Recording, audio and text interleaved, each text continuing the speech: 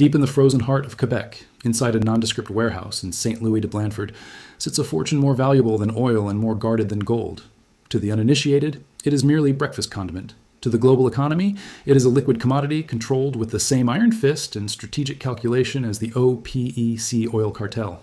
This is the story of a heist that should have been impossible. A theft so massive it threatened to destabilize an entire regional economy and expose the dark, bureaucratic underbelly of a multi-billion-dollar industry. In the early months of 2011, the world remained oblivious to the fact that nearly 10,000 barrels of Canadian Grade A maple syrup were being systematically drained from the global strategic reserve. This was not a simple smash and grab. It was a sophisticated, long-term infiltration of a high-security fortress. To understand how $18 million worth of syrup could vanish without a single alarm sounding, one must first understand the cartel that creates the value. The Federation of Quebec Maple Syrup Producers, or FPAQ, operates as a government-sanctioned legal monopoly. They dictate production, they set the price, they control the supply. If a farmer produces too much, the excess is seized and stored in the reserve to prevent a market crash. If they produce too little, the reserve is tapped to maintain stability. It is a system designed for total control, ensuring that the price of syrup remains artificially high and remarkably stable. The FPAQ is the central bank of sugar. Their warehouses are the Fort Knox of the forest. Inside these facilities, thousands of white industrial barrels are stacked floor to ceiling, each containing 30 gallons of liquid gold. Each barrel is worth roughly $1,300, making the contents of a single warehouse more valuable than a fleet of luxury supercars. The security was supposed to be impenetrable. The audits were supposed to be foolproof. Yet, beneath the surface of this rigid bureaucracy, a group of men saw a flaw in the system. They realized that in a world where every drop is tracked and every barrel is weighed, the easiest way to steal a fortune is to leave the container behind. The operation was surgical. Over the course of several months, a small team of conspirators gained access to the St. Louis de Blanford facility. They didn't use explosives or high-tech hacking tools. They used gravity and silence. They would haul the heavy barrels to the back of the warehouse, drain the syrup into their own containers, and then refill the original barrels with water from a nearby tap. By the time they were finished, the weight of the barrel remained identical. To a casual inspector or even a routine weight check, nothing had changed. The inventory logs showed a full reserve. The market remained stable. The Federation's grip on the industry seemed as tight as ever. But inside those thousands of barrels, the liquid gold had been replaced by worthless, freezing water. The thieves weren't just stealing syrup, they were laundering it. Because the FPAQ controls all legal sales, any syrup sold outside their system is considered black market contraband. To turn their stolen goods into clean cash, the conspirators had to move the syrup across provincial lines and into the hands of legitimate distributors who were willing to look the other way.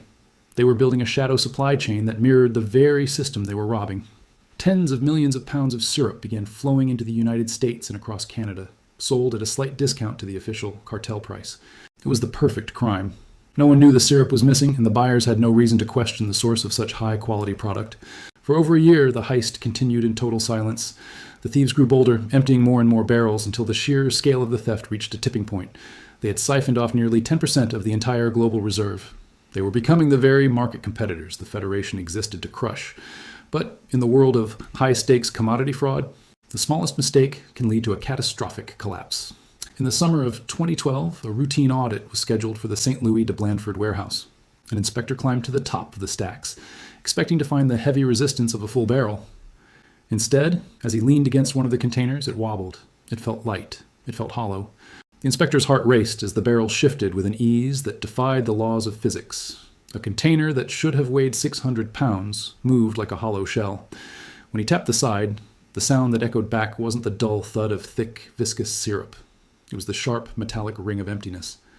Within hours, the FPAQ auditors began a frantic, systematic check of the entire warehouse.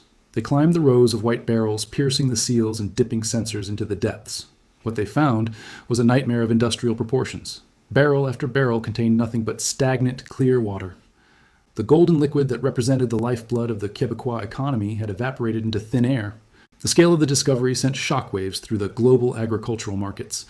This wasn't a petty theft. It was a breach of a strategic commodity reserve on par with a heist from the Federal Reserve. The SQ, the Quebec Provincial Police, launched an immediate and massive investigation dubbed Project Sagouin. They were stepping into a world of shadow contracts and rural omerta. The investigators quickly realized that moving 9,000 barrels of syrup, nearly 10 million pounds of product, required more than just a few trucks. It required a network of logistics, storage facilities, and a deep understanding of how the cartel tracked its inventory. This was an inside job, orchestrated by people who knew the rhythm of the harvest and the blind spots of the inspectors. As the police began tracing the paper trail, they uncovered a sophisticated black market operation that had been running right under the Federation's nose. The thieves had rented a portion of the very same warehouse where the reserve was kept. Under the guise of legitimate business, they were moving barrels in and out in broad daylight. They had created a shell operation, using the Federation's own infrastructure to camouflage their movements. Each night, the hum of electric pumps filled the quiet warehouse as the syrup was transferred from the official barrels into unmarked containers. To the neighbors and passers-by, it looked like standard industrial activity. To the conspirators, it was a literal fountain of wealth. The pressure began to mount as the SQ identified the key players. At the center of the web was a group of rogue distributors and transporters who had grown tired of the Federation's strict quotas and high fees. They viewed themselves not as thieves, but as revolutionaries fighting against a socialist monopoly that stifled their profits. They believed the syrup belonged to the farmers, not a bureaucratic cartel. But the high-minded rhetoric masked a simple, greedy truth. They were selling stolen goods to unsuspecting buyers across the border, pocketing millions in untaxed, untraceable cash.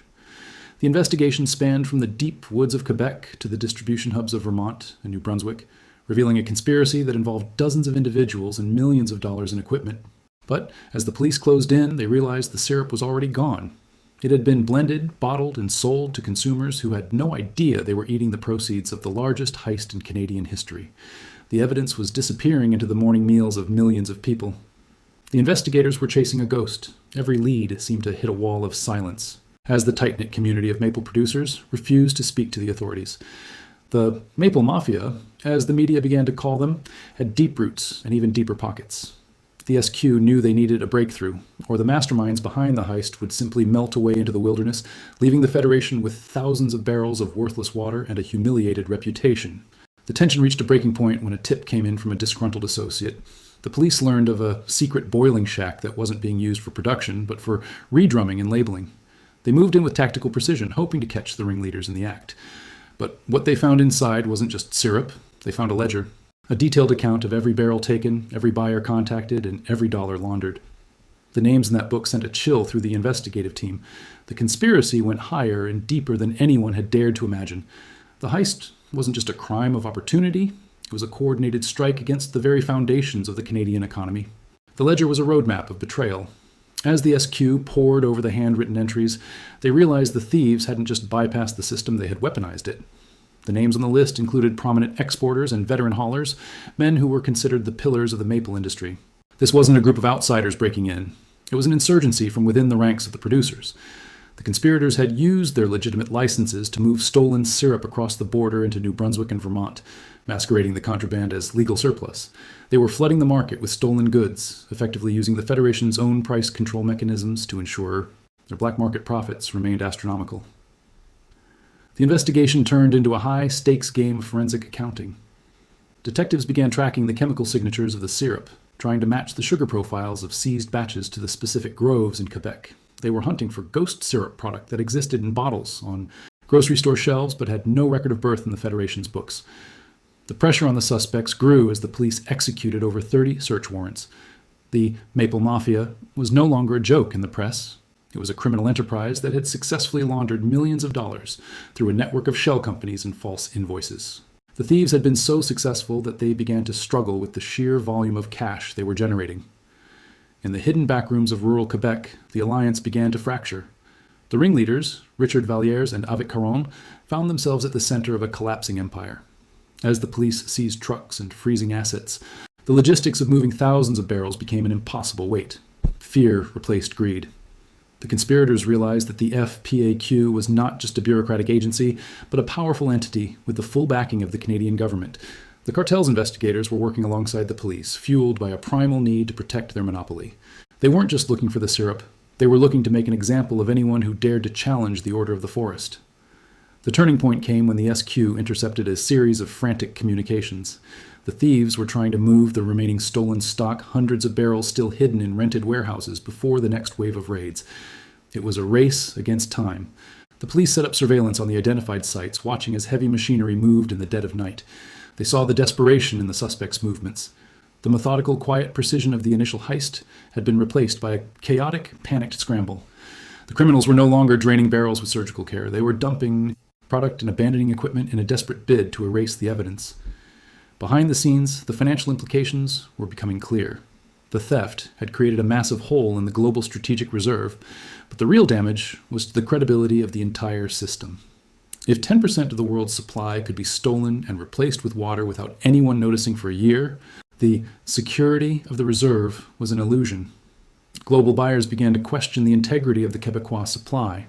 The Federation was forced to dump thousands of contaminated water-filled barrels, incurring massive losses that would eventually be passed down to the honest farmers who followed the rules. The heist was no longer just a story of stolen sugar. It was a systemic failure that threatened the livelihoods of thousands. As the net finally closed in, the police prepared for a final, coordinated strike. They had the names, they had the ledgers, they had the chemical proof.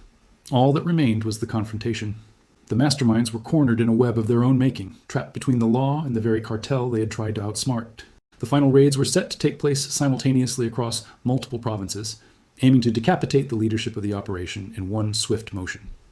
The silence of the Quebec woods was about to be broken by the sound of sirens and the slamming of cell doors, bringing an end to the most audacious commodity heist the world had ever seen. The silence of the St. Louis de Blandford warehouse was replaced by the cold, metallic snap of handcuffs. In a series of coordinated raids, the SQ swept through the province, arresting over 26 individuals connected to the conspiracy. Richard Valliere, the suspected ringleader, was eventually cornered. The investigation revealed a staggering loss. 9,571 barrels had been compromised. The thieves had stolen nearly 3,000 tons of maple syrup, a haul worth approximately $18.7 million. It was a logistical masterpiece of crime, executed with the patience of a seasoned woodsman and the greed of a Wall Street raider. The legal fallout was as slow and thick as the product itself. In 2016, Vallières was found guilty of fraud, trafficking, and theft. He was ordered to pay a staggering $9 million fine, the value of the syrup he personally handled, on top of an 8-year prison sentence. The courts refused to buy the defense that the thieves were merely liberating the syrup from a restrictive cartel. To the state, this was an attack on the economic stability of Quebec. The Federation, meanwhile, tightened its grip. They installed new security systems, GPS trackers on barrels, and more frequent, unannounced audits. The era of the honesty system in the deep woods was over, replaced by a high-tech surveillance state designed to protect the liquid gold. But the true cost of the heist wasn't measured only in dollars or prison years. It was measured in the shattered trust of a rural community. Small farmers, already struggling under the weight of strict quotas, found themselves under even more scrutiny. The heist proved that in a world of artificial scarcity, the temptation to cheat the system is universal. The FPAQ emerged from the scandal more powerful than ever, using the theft as justification for total control over the market. They had turned a breakfast staple into a strategic asset, and in doing so, they created the very conditions that made such a massive heist profitable. Today, the global strategic reserve remains a massive stockpile of sweetness meant to buffer the world against a bad harvest. But the ghosts of the 2011 heist still haunt the aisles of those warehouses. The event serves as a stark reminder that value is often a social construct, enforced by those who control the supply. Whether it is oil, gold, or maple syrup, where there is a monopoly, there will always be a shadow market waiting to exploit its flaws. The Great Maple Syrup Heist was not just a strange footnote in Canadian history. It was a masterclass in the fragility of modern economic systems. To understand the future of money, we must first understand its past. Subscribe to uncover the truth.